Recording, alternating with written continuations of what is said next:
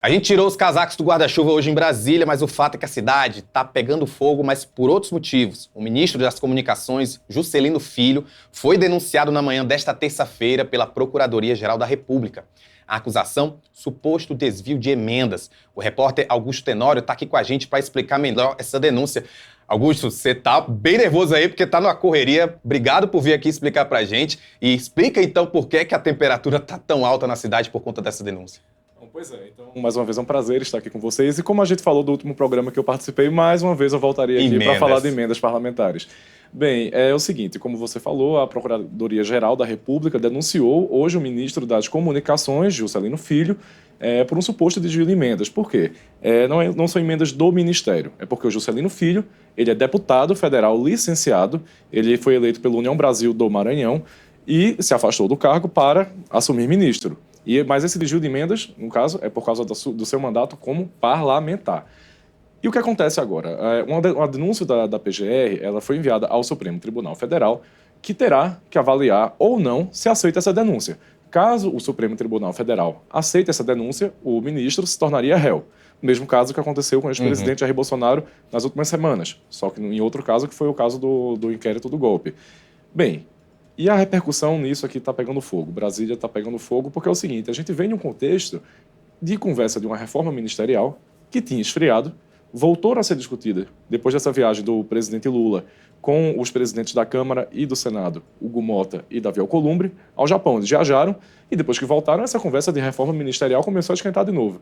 E aí eu conversei com algumas lideranças do PT, agora há pouco, é por isso que eu estou com o celular na mão, inclusive, apuração em tempo real, a gente está subindo no site agora, mas passando para vocês em primeira mão aqui no boletim, o PT está vendo a situação do ministro como bastante delicada. Tá? Delicada foi a palavra utilizada agora.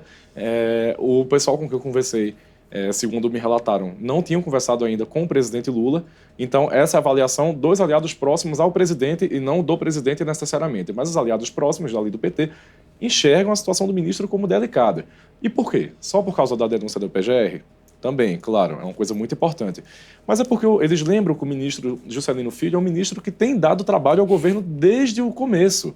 Em fevereiro, teve aquele caso do voo da FAB, né? Descobriu-se que ele estava usando voos da Força Aérea Brasileira, que ele tem direito enquanto ministro, tá?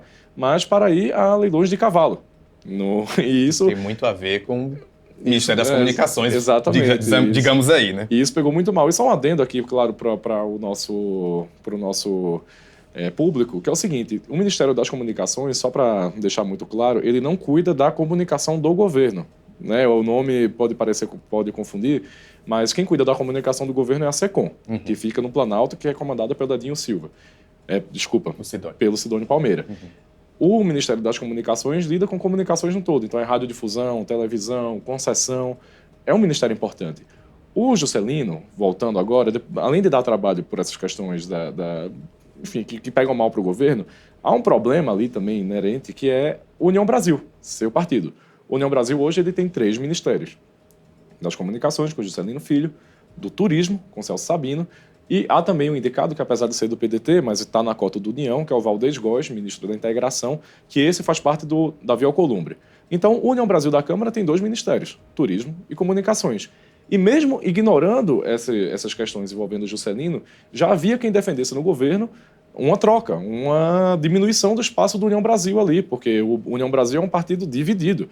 Ele não entrega os votos bem para o governo, está com um candidato tá com um pré-candidato, no caso, né, à presidência, que é o Ronaldo Caiado, e ao mesmo tempo está se sustentando ali nessa aliança com o governo. Então, assim, ignorando esses problemas que pegam mal para o governo, já havia gente que defendia a demissão do Juscelino e a troca para entregar para outro nome do Centrão, de outro partido, um partido talvez mais alinhado, que tivesse mais expectativa de uma aliança com o Lula em 2026.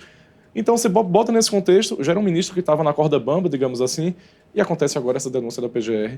Mas agora a gente vai saber como é que vai acontecer essa repercussão. O União Brasil também é um próximo em primeira mão, já deve soltar uma nota em defesa do ministro. O União Brasil, que vale lembrar, a gente até publicou no Metrópolis, mesmo diante de toda essa articulação, mesmo com Caiado pré-candidato à presidência da República, disse que não ia entregar nenhum ministério. Disse, olha, a gente está com o nosso espaço aqui, se você entregar, vai ter um problema. E agora é esperar para ver o que é que vai acontecer, esperar para ver como é que o presidente Lula de fato vai reagir, como é que os ministros palacianos vão aconselhar o presidente Lula sobre uma eventual demissão ou não. E vale lembrar que acho que o ponto-chave aqui é: vale a pena demitir e criar uma crise? E caso você demita, caso o ministro de fato seja demitido, desembarque do governo, você vai entregar a pasta para outra pessoa da União Brasil?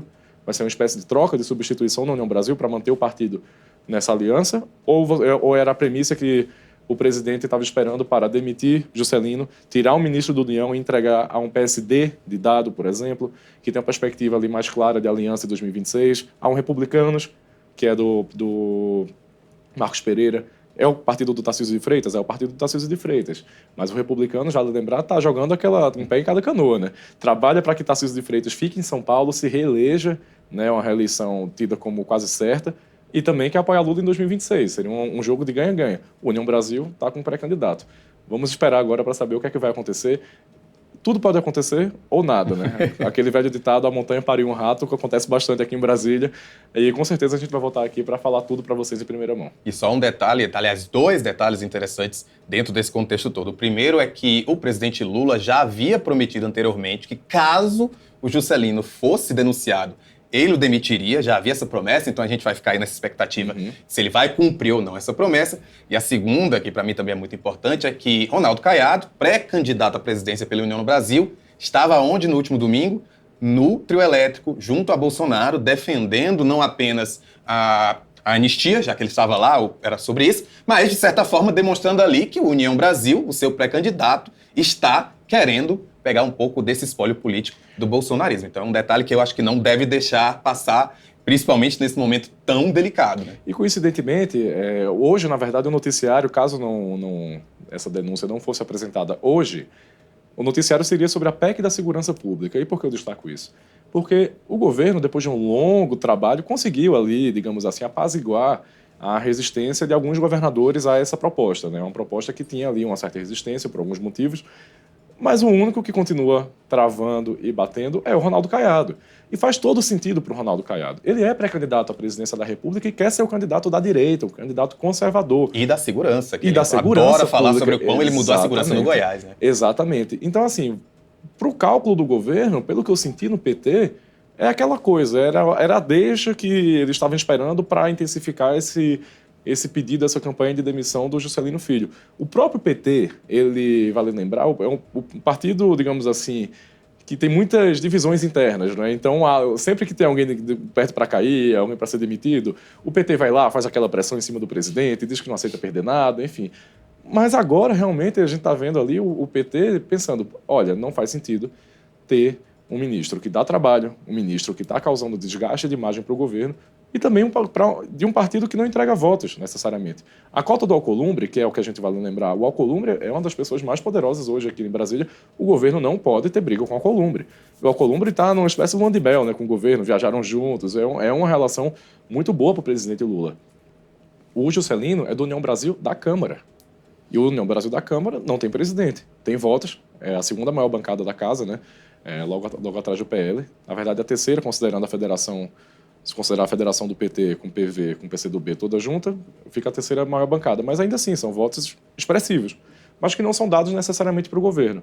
Agora vale agora acompanhar e apurar, enfim, ver. Com certeza eu voltarei aqui para falar sobre isso. O que é que vai pesar mais agora para o presidente Lula? Cumprir essa promessa? Porque na época ele falou como se fosse olha, é o seguinte, vamos deixar o caso rolar, vamos ver se vai ter uma denúncia de fato. Ele foi indiciado, né, pela PF, foi quando realmente começou essa pressão novamente para a demissão do Juscelino Filho. Mas agora vamos ver como é que o Planalto vai reagir de fato. É mesmo. Vamos ter uma terça-feira que deve esquentar ainda mais. Terça-feira longa e a semana promete ser mais longa ainda. Augusto, muito obrigado por participar. Gente, o Augusto está aqui com o computador no chão, porque ele está batendo matéria ainda. Então, vai no metrópolis.com acompanhar o trabalho dele. Obrigado novamente. Obrigado, até mais, gente.